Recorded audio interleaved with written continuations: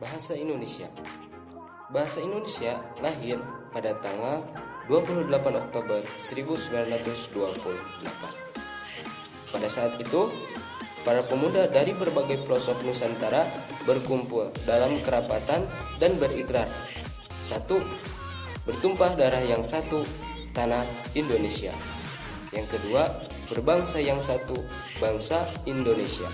Dan yang ketiga, menjunjung bahasa persatuan, bahasa Indonesia. Ikrar para pemuda ini dikenal dengan nama Sumpah Pemuda. Unsur yang ketiga dalam Sumpah Pemuda merupakan pernyataan tekad bahwa bahasa Indonesia merupakan bahasa persatuan bangsa Indonesia. Pada tahun 1928 itulah bahasa Indonesia dikukuhkan kedudukannya sebagai bahasa nasional. Bahasa Indonesia dinyatakan kedudukannya sebagai bahasa negara pada tanggal 18 Agustus 1945 karena pada saat itu Undang-Undang Dasar 1945 disahkan sebagai Undang-Undang Dasar Negara Republik Indonesia. Dalam Undang-Undang Dasar 1945 disebutkan bahwa bahasa negara ialah bahasa Indonesia.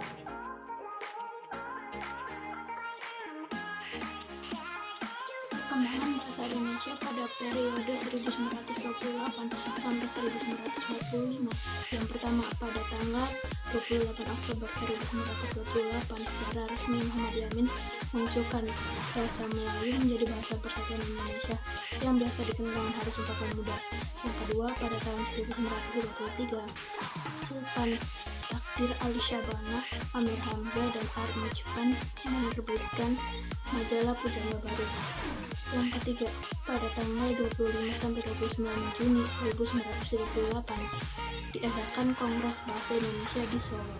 Yang keempat, pada tahun 1942 sampai 1945 Jepang melarang pemakaian bahasa Belanda. Lalu ada perkembangan bahasa Indonesia setelah proklamasi atau setelah tahun 1945. Yang pertama, 18 Agustus 1945, penetapan bahasa Indonesia sebagai bahasa negara. Yang kedua, pada tanggal 19 Maret 1947, Menteri Pendidikan, Pengajaran, dan Kebudayaan, Mr. Suwandi, meresmikan ejaan Republik. Yang ketiga, pada tanggal 28 Oktober sampai 2 November 1954 dilaksanakan Kongres Bahasa Indonesia kedua di Medan.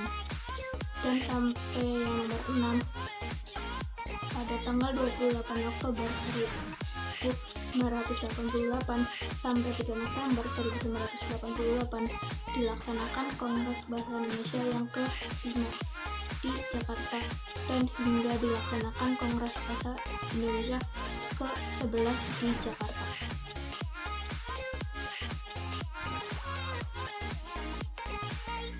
Bahasa Indonesia mempunyai kedudukan yang sangat penting, seperti yang tercantum pada Ikrar ketiga Sumpah Pemuda 1928 yang berbunyi, "Kami putra-putri Indonesia menjunjung bahasa persatuan bahasa Indonesia."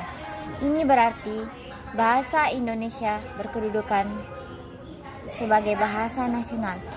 Kedudukan berada di atas bahasa-bahasa daerah. Selain itu, di dalam Undang-Undang Dasar tercantum pasal khusus bab 15 pasal 36 mengenai kedudukan bahasa Indonesia yang mengatakan bahwa bahasa negara ialah bahasa Indonesia. Kata lain, ada dua macam kedudukan bahasa Indonesia. Pertama, bahasa Indonesia berkedudukan sebagai bahasa nasional sesuai Sumpah Pemuda 1928.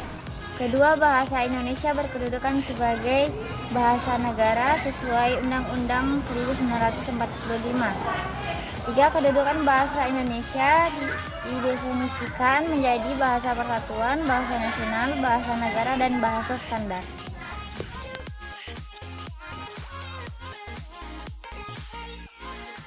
Fungsi bahasa Indonesia sebagai bahasa nasional, pertama sebagai lambang kebanggaan nasional, yang kedua sebagai identitas nasional. Bahasa Indonesia sebagai bahasa persatuan.